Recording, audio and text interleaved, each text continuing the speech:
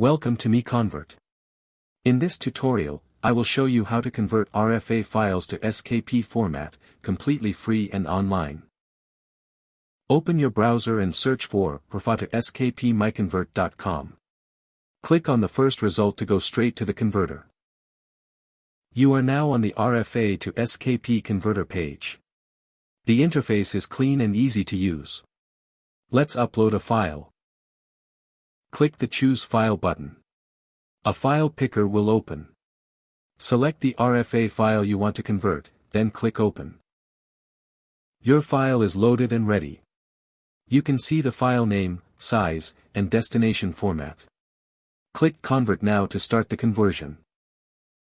The conversion is in progress. You can see the progress bar moving. This usually takes just a few seconds.